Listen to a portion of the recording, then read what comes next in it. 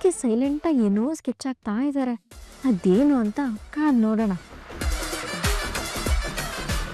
ರಾಘವೇಂದ್ರ ಅವರೇ ಬನ್ನಿ, ಈ ವಕಾಲತ್ಗೊಂದು ಸಿಗ್ನೇಚರ್ ಮಾಡಿ. ಹಾಗಾದ್ರೆ ಇದನ್ನೇ ಕಳ್ಸ್ಕೊಡ್ತೀರಾ? ಇಲ್ಲ ಸರ್, ಕಾನೂನು ಮುಖಾಂತರ ಕಳಿಸೋ ನೋಟಿಸಲ್ಲಿ ಯಾರ ಸಹಿನೂ ಇರೋದಿಲ್ಲ. ಮತ್ತಿದ್ಯಾಕೆ? ಇದು ಒಂದು ವಕಾಲತ್ತು, ಇದು ನಾವೇ ಇಟ್ಕೋತೀವಿ. ನಾಳೆ ದಿವಸ ಡೈವರ್ಸ್ ಕೇಳಿದವರೇ ಬಂದು ನಮಗೂ ಇದಕ್ಕೂ ಸಂಬಂಧ ಇಲ್ಲ ಅಂತ ಹೇಳ್ಬಿಟ್ರೆ, ಅದಕ್ಕೆ ಅವರು ಒಪ್ಪಿರೋದಕ್ಕೆ ಸಾಕ್ಷಿಗೆ ಇಟ್ಕೋತಾ ಇದ್ದೀನಿ. ರಾಘು ಬನ್ನಿ, ಸೈನ್ ಮಾಡಿ. ಯಜಮಾನ ಯಜಮಾನ. Good news. ಪ್ರಣವ್, ಇನ್ಮೇಲೆ ನಾವು ಯಾವುದೇ ನ್ಯೂಸ್ ಕೇಳಿದ್ರು ಅದು ಗುಡ್ ಆಗೇ ಇರುತ್ತೆ. ಎನಿವೆ, ಅದೇನಂತ ಹೇಳು, ಡೌಟ್ ಇರೋರ್ಗೂ ಕೇಳಿಸ್ಲಿ. ಮಾಮ್, ಜಾನ್ಸಿ ಮನೆಗೆ ಲಾಯರ್ ಡಿವೋರ್ಸ್ ಪೇಪರ್ಸ್ ರೆಡಿ ಮಾಡ್ಕೊಂಡು ಹೋಗ್ತಿದ್ದಾರೆ. ಐ ಥಿಂಕ್ ಇವತ್ತಿಂದನೇ ಆ ಪ್ರೋಸೆಸ್ ಎಲ್ಲ ಶುರುವಾಗಿದೆ ಅನಿಸ್ತಾ ಇದೆ. ಐ ನೋ ಪ್ರಣವ್, ಯಾಕಂದ್ರೆ ನಾನು ಬಿಟ್ಟು ಬಾಣ ಅಷ್ಟು ಶಾರ್ಪ್ ಆಗಿತ್ತು. ಬಟ್ ಅದರಿಂದ ಯಾವ ಯೂಸು ಆಗಲ್ಲ. ಅಲ್ಲಿ ಹೋದ ತಕ್ಷಣ ಕೆಲಸ ಆಗೋಯ್ತು ಅಂತ ಅಂದ್ಕೊಂಡ್ರೆ ಅದು ನಿಮ್ಮ ದೊಡ್ಡತನ ಆಗುತ್ತೆ ಅನ್ನೋದ್ರಲ್ಲಿ ಎರಡು ಮಾತೇ ಇಲ್ಲ. ನಾಗಾರ್ಜುನ್, ಏನ್ ಮಾತಾಡ್ತಿದ್ಯಾ ನೀನು? ನಾನು ಫೋನಲ್ಲಿ ಮಾತಾಡ್ತಾ ಇದ್ದೀನಿ ತುಳಸಿ.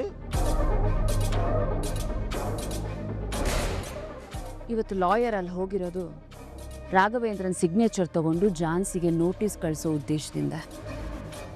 ಇರ್ಬೋದು, ಆದ್ರೆ ನೀವು ಅನ್ಕೊಂಡ ಹಾಗೆ ಅವಳೇನು ದಡ್ಡಿ ಅಲ್ಲ. ನೀವು ಚಾಪೆ ಕೆಳಗೆ ತೂರಿದ್ರೆ ಅವಳು ರಂಗೋಲಿ ಕೆಳಗೆ ತೂರೋಷ್ಟು ಕಿಲಾಡಿ. ಇಷ್ಟು ದಿನ ಒಂದ್ ಲೆಕ್ಕ ಆದ್ರೆ ಇನ್ಮೇಲೆ ಬೇರೆನೇ ಲೆಕ್ಕ. ಇನ್ ಮುಂದೆ ಲೀಗಲ್ ಆಟಗಳು ಶುರು. ಅವರಿಬ್ರು ದೂರ ಆಗೋದನ್ನ ಯಾರಿಂದನೂ ತಡೆಯಕ್ ಸಾಧ್ಯ ಇಲ್ಲ. ಹಾಗಂತ ನೀವು ಅಂದ್ಕೊಂಡಿದ್ರೆ ಅಷ್ಟೇ. ಈಗ ನೀವು ಸ್ಪಷ್ಟವಾಗಿ ತಿಳ್ಕೊಬೇಕಾಗಿರೋದು ಏನು ಅಂದ್ರೆ, ಆ ದೇವ್ರ ಕೆಟ್ಟ ಕೆಲಸಕ್ಕಿಂತ ಒಳ್ಳೆ ಕೆಲಸಕ್ಕೆ ಸಾಥ್ ಕೊಡೋದು. ನನ್ನ ಮಾತು ಕೇಳಿ ಈ ತರ ವ್ಯರ್ಥ ಪ್ರಯತ್ನ ಕೈ ಬಿಡೋದೇ ಒಳ್ಳೇದು. ನಾಗಾರ್ಜುನ್, ಏನ್ ಕಿಂಡಲ್ ಮಾಡ್ತಾ ಇದೀಯಾ? ಚೇಚೆ, ಎಲ್ಲಾದ್ರೂ ಉಂಟಾ? ನಾನು ಫೋನಲ್ಲಿ ಒಬ್ಬರಿಗೆ ಸಜೆಷನ್ ಕೊಡ್ತಾ ಇದ್ದೀನಿ ಅಷ್ಟೇ. ನೀನು ಸಜೆಷನ್ ಆದ್ರೂ ಕೊಡು, ಏನಾದ್ರೂ ಕೊಡು, ಇಲ್ಲಿಂದ ದೂರ ಹೋಗಿ ಮಾತಾಡು. ಸುಮ್ಮನೆ ನನಗೆ ಇರಿಟೇಟ್ ಮಾಡಬೇಡ. ನಿಮಗೆ ಇಷ್ಟ ಆಗ್ಲಿಲ್ಲ ಅಂದ್ರೆ ಬೇಡ ಬಿಡಿ. ಈಗೆಲ್ಲ ಹೀಗೆ ಕೆಲವರಿಗೆ ಒಳ್ಳೆ ಮಾತುಗಳು ತಲೆಗೆ ಹೋಗೋದೇ ಇಲ್ಲ.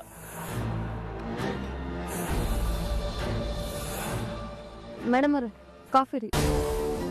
ಅಲ್ಲಿಟ್ಟು ಹೋಗು.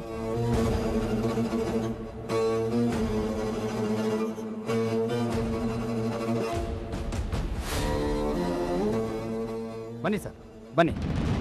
ಅಮ್ಮ, ಲಾಯರ್ ಬಂದರು, ಕೂತ್ಕೊಳ್ಳಿ ಸರ್. ಪಲ್ಲವಿ, ರಾಘು, ಲಲಿತಾ, ಎಲ್ಲರೂ ಬನ್ನಿ. ಲಾಯರ್ ಬಂದಿದ್ದಾರೆ. ನಮಸ್ತೆ ಸರ್. ನಮಸ್ತೆ. ನನಗೆ ತುಂಬ ಟೈಮ್ ಇಲ್ಲ, ಪೇಪರ್ಸ್ ಎಲ್ಲ ರೆಡಿ ಇದೆ, ಒಂದ್ಸಲ ಓದ್ಬಿಡ್ತೀನಿ.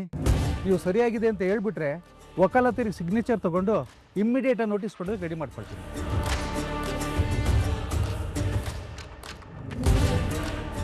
ಓ, ಧಾರಾಳವಾಗಿ ಆಗ್ಬೋದು ಸರ್.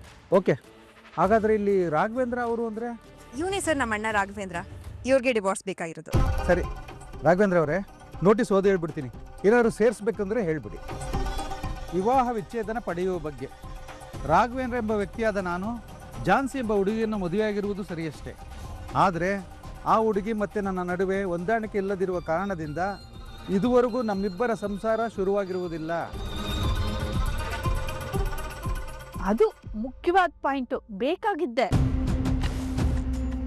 ಹುಡುಗಿ ನಮ್ಮ ಹುಡುಗನ್ನ ಕಂಟ್ರೋಲಿಗೆ ತಗೊಂಡು ದಾರಿ ತಪ್ಪಿಸಿ ಅವಳು ಗುರಿ ಕಡೆಗೆ ಎಳ್ಕೊಳ್ಳೋದಕ್ಕೆ ತುಂಬ ಪ್ರಯತ್ನ ಪಟ್ಟರು. ಆದರೆ ನಮ್ಮ ಹುಡುಗ ಕಂಟ್ರೋಲ್ ತಪ್ಪಲಿಲ್ಲ. ಬಲವಂತದಿಂದ ಮದುವೆ ಆಗಿದೆ ಅಷ್ಟೇ. ನಾವ್ಯಾರೂ ಈ ಸಂಬಂಧನ ಒಪ್ಕೊಂಡಿಲ್ಲ, ನಮ್ಮ ಹುಡುಗನೂ ಒಪ್ಕೊಂಡಿಲ್ಲ. ಒಳ್ಳೆಯದೇ ಆಯಿತು. ಇವಾಗಿನ ಕಾಲದಲ್ಲಿ ಮೊಮ್ಮಕ್ಕಳನ್ನ ಆಡಿಸೋ ಜೋಡಿನೇ ಡೈವರ್ಸ್ ತೊಗೊಳ್ತಾ ಇದ್ದಾರೆ. ಅಂಥದ್ರಲ್ಲಿ ಇವರಿಬ್ಬರ ಮಧ್ಯೆ ಸಂಸಾರ ಶುರುವಾಗಿದ್ರು ದೊಡ್ಡ ಮ್ಯಾಟ್ರೇನಲ್ಲ ಬಿಡಿ. ಮತ್ತೆ ಸಂಸಾರ ಇನ್ನೂ ಶುರುವಾಗಿಲ್ಲ ಅನ್ನೋ ಮ್ಯಾಟ್ರನ್ನ ಯಾಕೆ ಮೆನ್ಷನ್ ಮಾಡಿದ್ದೀರಾ? ಅರ್ಥ ಆಗಲಿಲ್ಲ. ಅಂದರೆ ಮಕ್ಕಳು ಮರಿ ಇದ್ರೆ ಸಂಸಾರ ಶುರುವಾಗಿದ್ರೆ ಸ್ವಲ್ಪ ತಡ ಆಗುತ್ತೆ ಅಂತ.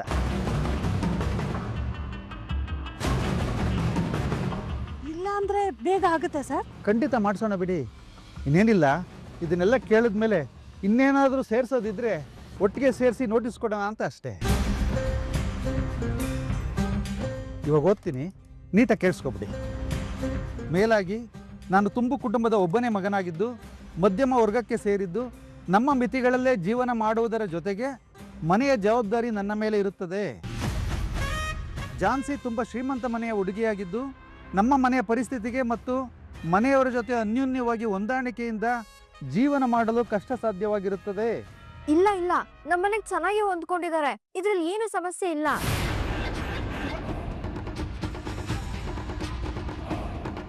ಏಯ್, ದೊಡ್ಡವ್ರು ಮಾತಾಡ್ತಿರ್ಬೇಕಾದ್ರೆ ನಿಂತೇನೆ ಬಾಯಿ ಮುಚ್ಕೊಂಡು ಒಳಗಡೆ ಹೋಗೆ. ಏನ್ ಮುಖ ನೋಡ್ತಿದ್ಯಾ? ಹೋಗೆ ಒಳಗಡೆ. ಅದು ಅವಳಿನ್ನೂ ಚಿಕ್ಕ ಹುಡುಗಿ, ಅವಳಿಗೇನು ಗೊತ್ತಾಗಲ್ಲ ಬಿಡಿ. ತೊಂದರೆ ಇಲ್ಲ ಬಿಡಿ ಸರ್, ಅವ್ರು ಹೊಂದ್ಕೊಳ್ಳೋ ಪ್ರಯತ್ನ ಮಾಡಿದ್ರು ನಾವು ಈ ಪಾಯಿಂಟ್ ಸೇರ್ಸೋಣ. ಯಾಕಂದರೆ ಆದಷ್ಟು ಬೇಗ ಡೈವರ್ಸ್ ಆಗಬೇಕಲ್ಲ.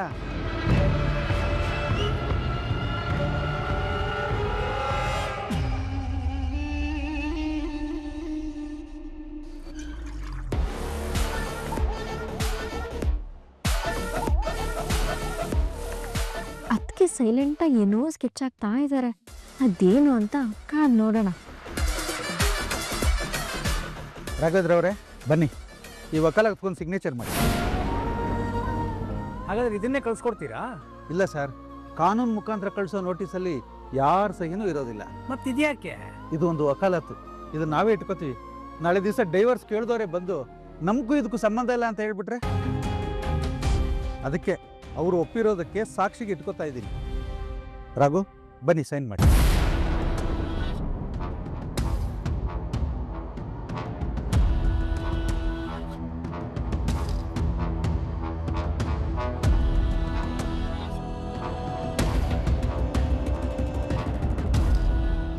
ಅಣ್ಣ ಹೋಗಿ ಸೈನ್ ಮಾಡು. ಹೋಗೋಣ.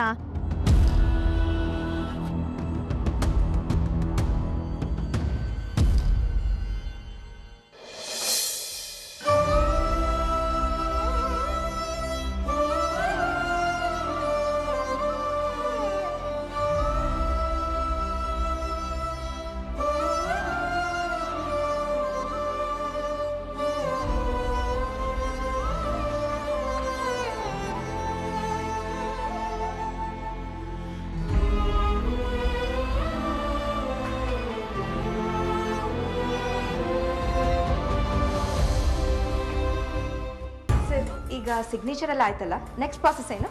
ಏನಿಲ್ಲ, ಈಗ ಅವ್ರಿಗೆ ನೋಟಿಸ್ ಕಳಿಸ್ಬಿಡ್ತೀನಿ. ಅವ್ರಿಗಲ್ಲ ಸರ್, ಇವಳಿಗೇನೆ. ಹೌದಲ್ವಾ? ನೋಟಿಸ್ನ ಯಾವ ಅಡ್ರೆಸ್ಸಿಗೆ ಕಳಿಸ್ಬೇಕು? ಯಾವ್ದೋ ಅಡ್ರೆಸ್ಗೆ ಯಾಕೆ ಸರ್? ಇವಾಗ ನಾನು ಇಲ್ಲೇ ಇದ್ದೀನಲ್ವಾ, ಈ ಅಡ್ರೆಸ್ಗೆ ಕಳ್ಸಿ, ನಾನು ಇಲ್ಲೇ ಇಸ್ಕೋತೀನಿ. ಸರಿ ಅಮ್ಮ, ನಾನು ಎಲ್ಲಿಗೆ ಕಳಿಸ್ಕೊಡ್ತೀನಿ. ನಾನೇನು ಬರ್ತೀನಿ ಸರ್, ನಾನೇನು ಬರ್ತೀನಿ. Okay sir, happy journey. ಹುಷಾರಾಗಿ ಹೋಗಿ ಬನ್ನಿ. All the best. ಸ್ವಲ್ಪ ಬೇಗ ಕಳ್ಸ್ಕೊಟ್ಬಿಡಿ. ಅಲ್ಲ, ಇಲ್ಲಿ ಏನು ನಡೀತಿದೆ ಅನ್ನೋದೇ ಅರ್ಥ ಆಗ್ತಾ ಇಲ್ವೇ? ಇವ್ರುಗಳು ನೋಡಿದ್ರೆ ಬಿಟ್ಟೋಗೋದಕ್ಕೆ ರೆಡಿ ಇಲ್ಲ ಅಂದರು, ಈ ಹುಡುಗಿ ನೋಡಿದ್ರೆ ಓಡೋಗೋದಕ್ಕೆ ಸಿದ್ಧವಾಗಿ ನಿಂತಿದ್ದಾಳೆ. ಇಲ್ಲಿ ಇವ್ರ ಮನೆಯವ್ರ ಲೂಸ್ಗಳು, ಇಲ್ಲ ಈ ಹುಡುಗಿ ಲೂಸು, ಒಂದು ಗೊತ್ತಾಗ್ತಾ ಇಲ್ವೇ? ಏನಾದರೂ ಆಗಲಿ, ಕೇಸ್ ಸಿಕ್ಕಿದೆ, ಬೇಗ ಮುಗಿಸ್ಕೊಳ್ಳೋಕೆ ದಾರಿ ನೋಡೋಣ. ಸರ್, ಏನ್ ಯೋಚನೆ ಮಾಡ್ತಿದ್ದೀರಾ? ಏನಿಲ್ಲಮ್ಮ, ನಾನಿನ್ನು ಹೊರಡ್ತೀನಿ.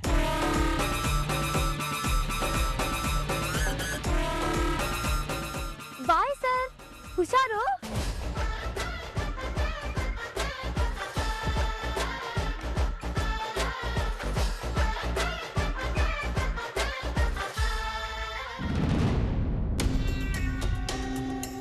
ರಾಘು, ಏನಾಯ್ತು? ಯಾಕೆ ಹಿಂಗೆ ಕನ್ಫ್ಯೂಸ್ ಆಗಿ ಕೂತಿದ್ಯಾ? ಅವ್ರು ಏನು ಮಾಡಕ್ಕೆ ಹೊರಟಿದ್ದಾರೆ ಅಂತಲೇ ಗೊತ್ತಾಗ್ತಿಲ್ಲ.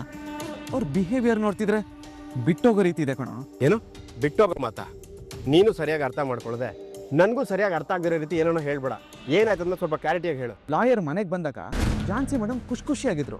ನಗ್ನಗ್ತಾ ಅವರೇ ಮಜ್ಜಿಗೆ ತಂದ್ಕೊಟ್ರು. ನೋಟಿಸ್ ಯಾವ ಅಡ್ರೆಸ್ಗೆ ಕಳಿಸ್ಬೇಕು ಅಂತ ಕೇಳಿದ್ರೆ ಇದೇ ಅಡ್ರೆಸ್ಗೆ ಕಳಿಸಿ ನಾನು ಇಲ್ಲೇ ಇರ್ತೀನಿ ಅಂತ ಹೇಳಿದ್ರು. ಕೊನೆಗೆ ಲಾಯರ್ಗೆ ಹ್ಯಾಪಿ ಜರ್ನಿ, ಹುಷಾರಾಗಿ ಹೋಗಿ ಆಲ್ ದ ಬೆಸ್ಟ್ ಸರ್ ಅಂತ ಹೇಳಿ ಕಳಿಸಿದ್ರು ಕಣೋ. ಝಾನ್ಸಿ ಮೇಡಮ್ ಮನೆ ಬಿಟ್ಟು ಹೋಗೋದಕ್ಕೆ ಫಿಕ್ಸ್ ಆಗಿಬಿಟ್ಟಿದ್ದಾರೆ ಅನ್ನಿಸ್ತಿದೆ ತರುಣ. ಏನಪ್ಪ ಬಿಟ್ಟು ಹೋಗ್ಬಿಡ್ತಾರೆ ಅನ್ನೋ ಫೀಲಿಂಗ್ ಹೊರಗಡೆ ಬರ್ತಿದೆ. ಹೆಂಡ್ತಿನ ಕಳ್ಸ್ಕೊಡೋಕ್ಕೂ ಇಷ್ಟ ಇಲ್ಲ, ಅದನ್ನ ಮನೆಯವ್ರ ಮುಂದೆ ಹೇಳೋಕ್ಕೂ ಆಗ್ತಾ ಇಲ್ಲ ಅಲ್ವಾ? ಅದು ಹಾಗಲ್ಲ ತರುಣ. ಮತ್ತೆ ಹೇಗಪ್ಪ? ನೀನು ಝಾನ್ಸಿನ ಅರ್ಥ ಮಾಡ್ಕೊಂಡಿರೋದು ಇಷ್ಟನಾ? ಅವ್ರನ್ನ ಅಷ್ಟು ಸುಲಭವಾಗಿ ಬಿಟ್ಕೊಟ್ಬಿಡ್ತಾರೆ ಅನ್ಕೊಂಡಿದ್ಯಾ? ಅದನ್ನ ನೀನು ನಂಬ್ತೀಯಾ? ಅಲ್ಲ, ನನಗೆ ಅವ್ರ ಬಗ್ಗೆ ನಂಬಿಕೆ ಇದೆ. ಮತ್ತೆ ಬಿಟ್ಟು ಹೋಗ್ಬಿಡ್ತಾರೆ ಅನ್ನೋ ಮಾತೇನಕ್ಕೋ? ಯಾಕಂದ್ರೆ ಅವ್ರ ನಡವಳಿಕೆ ಬೇರೆ ರೀತಿನೇ ಇತ್ತು. ಹಾಗಾದ್ರೆ ಪಕ್ಕ ಫಿಕ್ಸ್ ಬಿಡು, ಮಿಸ್ಸೇ ಇಲ್ಲ. ಏನು ಹೇಳ್ತಿದ್ಯಾ? ಅದೇ ಕಣೋ, ಇನ್ಮೇಲೆ ಏನಿದ್ರು ಡಂಕಣಕ ಅಂತ ಬ್ಯಾಂಡ್ ಬದಲಿಸೋದು ಅಂತ ಹೇಳಿರ್ಲಿಲ್ವಾ? ಲೋ ತರುಣ, ನೀನ್ ಹೇಳೋ ರೀತಿನೇ ಆಗಿದ್ದಿದ್ರೆ ಇಷ್ಟೊತ್ತಿಗೆ ಮನೇಲಿ ಏನಾದ್ರೂ ಶುರು ಆಗ್ಬೇಕಿತ್ತು. ಅದ್ಬಿಟ್ಟು ಈ ರೀತಿ ಇರ್ತಿರ್ಲಿಲ್ಲ. ನನ್ನ ಪ್ರಕಾರ ಅದೆಲ್ಲ ಅವ್ರ ಗೇಮ್ ಪ್ಲಾನ್ ಕಣೋ. ಝಾನ್ಸಿ ಏನೋ ಒಂದು ಸ್ಟ್ರಾಟಜಿ ಇಟ್ಕೊಂಡು ಹಿಂಗೆಲ್ಲ ಬಿಹೇವ್ ಮಾಡ್ತಿರೋದು, ಬೇಕಾದ್ರೆ ನೋಡ್ತಿರು. ಇಲ್ಲ ಕಣೋ, ನನಗೆ ಯಾಕೋ ಅವ್ರು ಮನೆ ಬಿಟ್ಟು ಹೋಗ್ಬೇಕು ಅಂತ ಡಿಸೈಡ್ ಮಾಡ್ಕೊಂಡಿದ್ದಾರೆ ಅನ್ಸುತ್ತೆ. ಮೋಸ್ಟ್ಲಿ ಮನೆಗೆ ಬಿಟ್ಟು ಹೋಗ್ತಾರೆ ಅನ್ಸುತ್ತೆ ಕಣೋ. ಲೋ ದಡ್ಡ, ಅವ್ರೇನಾದ್ರೂ ಆ ರೀತಿ ಬಿಟ್ಟು ಹೋಗಿದ್ರೆ ನಿನಗೇನಕ್ಕೋ ಪಾತ್ ಪೂಜೆ ಮಾಡ್ತಿದ್ರು? ಅವರು ಮನೆ ಬಿಟ್ಟು ಹೋದವರು ಮತ್ತೆ ವಾಪಸ್ ಯಾಕೆ ಬಂದರು? ನಿಮ್ಮ ಮನೆಯವರೆಲ್ಲ ಸಾರವನ್ನ ಕರೆಸಿ ಅವ್ರನ್ನ ಓಡಿಸೋದಕ್ಕೆ ಪ್ಲ್ಯಾನ್ ಮಾಡಿದಾಗ ಝಾನ್ಸಿ ನೀರವನ್ನ ಮೈ ಮೇಲೆ ಬರ್ಸ್ಕೊಂಡು ಎಲ್ಲರನ್ನೂ ಓಡಾಡ್ಸ್ಕೊಂಡು ನೋಡಿದ್ದು ಯಾಕೆ? ಇದನ್ನೆಲ್ಲ ನೋಡ್ತಿದ್ರೆ ಯಾರಿಗೇನಾಗುತ್ತೋ ಗೊತ್ತಿಲ್ಲ. ಏನೋ ಮಾಡೋರು ಯಾಕೋ ಹಾಗೆಲ್ಲ ನಡ್ಕೋತಾರೆ. ಇಷ್ಟು ದಿನ ಡಿವೋರ್ಸ್ ವಿಚಾರ ಬಂದಾಗ ನಡ್ಕೊಂಡಿದ್ದ ರೀತಿನೇ ಬೇರೆ, ಆದ್ರೆ ಇವಾಗ ನಡ್ಕೊಳ್ತಿರೋ ರೀತಿನೇ ಬೇರೆ. ಅವ್ರಿವಾಗ ಮೊದ್ಲಿನ ಝಾನ್ಸಿ ಕಣೋ, ಪ್ರತಿಯೊಂದು ಹೆಜ್ಜೆಲಿ ಏನಾದರೂ ಒಂದು ಪ್ಲಾನ್ ಇದ್ದೇ ಇರುತ್ತೆ. ಅವ್ರು ಮೊದಲೇ ಹೇಳಿರ್ಲಿಲ್ವಾ, ಇನ್ನು ಮೇಲೆ ನನ್ನ ಆಟ ಶುರು, ಯಾವುದೇ ಕಾರಣಕ್ಕೂ ನಾನು ನನ್ನ ಗಂಡನ ಬಿಟ್ಕೊಡಲ್ಲ ಅಂತ.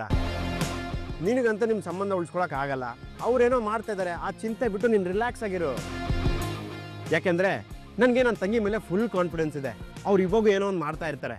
ನೀನು ತಲೆ ಕೆಡಿಸ್ಕೊಂಬಿಡ, ನೀನು ಆರಾಮಾಗಿ ಕುತ್ಕೋ, ನಾನು ಹೋಗಿ ತಣ್ಣಗೊಂದು ಜ್ಯೂಸ್ ತೊಗೊಂಡ್ಬರ್ತೀನಿ.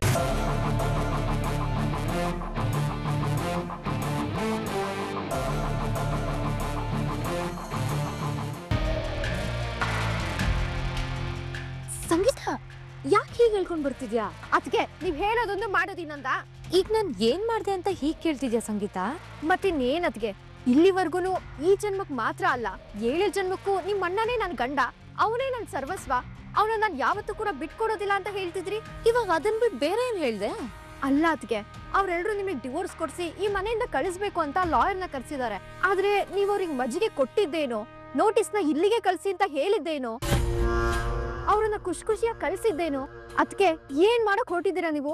ಹಾಗಾದ್ರೆ ಅವತ್ತು ನಮ್ಮ ಅಣ್ಣಂದು ನಿಮ್ದು ಜನ್ಮ ಜನ್ಮಾಂತರ ಅನುಬಂಧ ಅಂತ ಹೇಳಿದ್ದೆಲ್ಲ ಸುಳ್ಳ? ಸುಳ್ಳು ಅಂತ ಹೇಳಿದ್ ಯಾರು ಸಂಗೀತ? ಅದು ನಿಜನೇ, ಇದು ನಿಜನೇ, ಎಲ್ಲ ನಿಜಾನೇ. ಇದೇ ನನ್ಗೆ ಅರ್ಥ ಆಗದೆ ಇರೋದಕ್ಕೆ. ಹಾಗಾದ್ರೆ ನಮ್ಮ ಅಣ್ಣನ್ ಬಿಟ್ಟೋಗ್ಬೇಕು ಅಂತ ಡಿಸೈಡ್ ಆಗ್ಬಿಟ್ರಾ? ಯಾರು ಬಿಟ್ಟು ಹೋಗೋದು? ಅದು ಈ ಜನ್ಮದಲ್ಲ, ಇನ್ಯಾವ ಜನ್ಮದಲ್ಲೂ ಅದು ಸಾಧ್ಯನೇ ಇಲ್ಲ ಸಂಗೀತ. ಅವ್ರ ಪ್ಲಾನಿಂಗ್ ಅವ್ರಿಗಿದ್ರೆ ನನ್ನ ಪ್ಲಾನಿಂಗ್ ನನಗಿದೆ. ಅವ್ರು ನನ್ನ ಓಡಿಸೋದಕ್ಕೆ ಏನ್ ಪ್ರಯತ್ನ ಬೇಕೋ ಅದನ್ನೆಲ್ಲ ಮಾಡ್ಕೊಳ್ಳಿ, ಉಳ್ಕೊಳ್ಳೋದಕ್ಕೆ ಏನ್ ಬೇಕೋ ಅದನ್ನ ನಾನ್ ಮಾಡ್ತೀನಿ. ಅದಕ್ಕೆ ನಾನ್ ಮೊದ್ಲೇ ಕನ್ಫ್ಯೂಷನ್ ಅಲ್ಲಿ ಇದೀನಿ, ನೀವ್ ಇನ್ನಷ್ಟು ಕನ್ಫ್ಯೂಸ್ ಮಾಡ್ಬೇಡಿ. ಕನ್ಫ್ಯೂಸ್ ಆಗ್ಬೇಡ ಸಂಗೀತ, ನಾನ್ ನನ್ ಗಂಡನ್ ಬಿಟ್ಕೊಡೋ ಮಾತೇ ಇಲ್ಲ.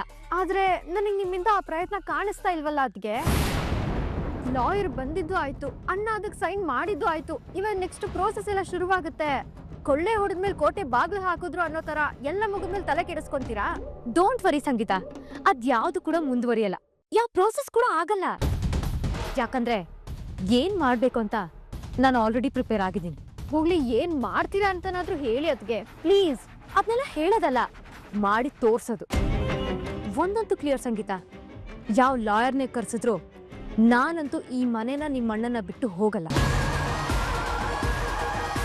ಅವ್ರು ಏನೇ ಪ್ರಯತ್ನ ಮಾಡಿದ್ರು ಅವ್ರ ಟೈಮು ಮತ್ತೆ ಎಫರ್ಟ್ಸು ಎಲ್ಲ ವ್ಯರ್ಥ. ಅದಕ್ಕೆ ಇಷ್ಟೊಂದು ಕಾನ್ಫಿಡೆಂಟ್ ಆಗಿದ್ದೀರಾ ಅಂದಮೇಲೆ ಏನೋ ದೊಡ್ಡದಾಗಿ ಸ್ಕೆಚ್ ಹಾಕಿದ್ದೀರಾ ಅನ್ನಂಗಾಯ್ತು. ಹೌದು ಸಂಗೀತ, ನದಿ ಮೂಲ ಋಷಿ ಮೂಲ ಹೇಗೆ ಕಂಡುಹಿಡಿಯೋದಕ್ಕಾಗಲ್ವೋ ಹಾಗೆ ಈ ಝಾನ್ಸಿ ಪ್ಲಾನ್ ಏನನ್ನೋದನ್ನ ಯಾರ ಕೈಯಲ್ಲೂ ಕಂಡುಹಿಡಿಯೋದಕ್ಕೆ ಸಾಧ್ಯನೇ ಇಲ್ಲ. ಅಸಲಿ ಆಟ ಈಗ ಶುರು. ಆಟದಲ್ಲಿ ಅವ್ರದೇ ರೂಲ್ಸ್ ಇರ್ಬೋದು, ಆದರೆ ನಾನು ಆಡೋದಕ್ಕೆ ಶುರು ಮಾಡಿದ್ರೆ ನಂದೇ ರೂಲ್ಸು, ನಂದೇ ಗೇಮ್.